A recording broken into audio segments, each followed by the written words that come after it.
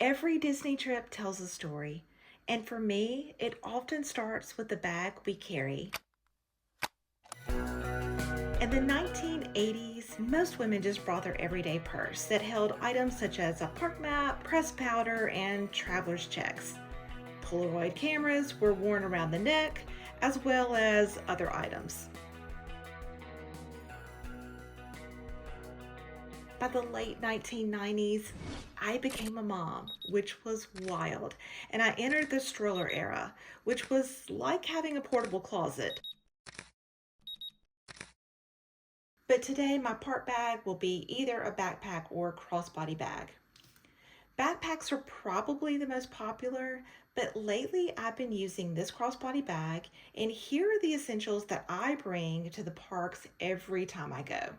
A thin travel wallet for my cards, some form of portable charger, hand sanitizer, and I like to clip that to the outside of my bag using a case, lip balm and band-aids or blister bandages, a comb or brush and a hairband, hand wipes, flushable wipes, stain wipe, and lens wipe, then foldable reading glasses and a poncho. Depending on the weather, a portable fan, sunglasses, and travel size sunscreen. And here's how that looks inside my bag. The case will be clipped to the outside, wipes all together in this pocket, fuel rod is underneath the portable fan, poncho, and the wallet is in the zippered pocket.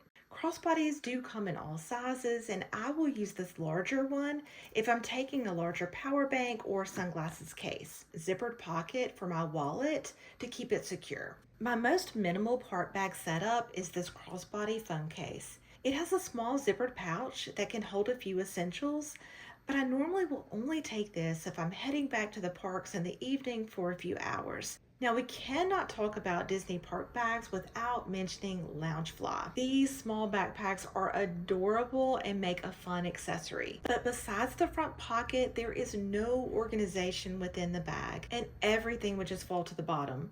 So I would use pouches or some form of organization like this insert with pockets to make the bag more accessible and easier to use. If you are planning on bringing a lot of snacks or a large water bottle, I would bring a backpack.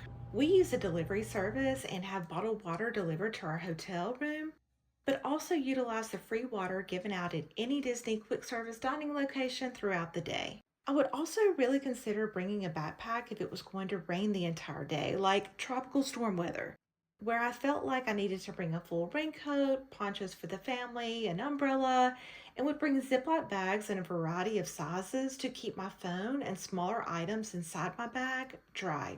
So the pros of a backpack are that you can simply carry more items.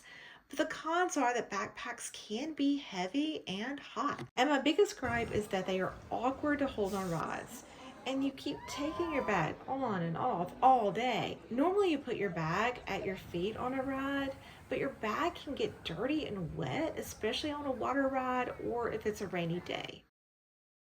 Also, a bag needs to have organization so that you can easily find the things that you need. With the crossbody, the pros are that it's hands-free and easy to access, and you do not have to remove your bag on most rides. With this size crossbody, I was only asked to remove it for the Flight of Passage at Pandora in Animal Kingdom and on Tron at Magic Kingdom. Both of these rides do offer a free storage place for your bags. Cons of the crossbody bag though is that it really just may not be large enough to fit all of the items that you need to be comfortable all day. And the bag itself may be uncomfortable if it's too heavy. So for a quick recap, through the years, your part bag and the items you need to bring to Disney will change, but the magic always remains the same.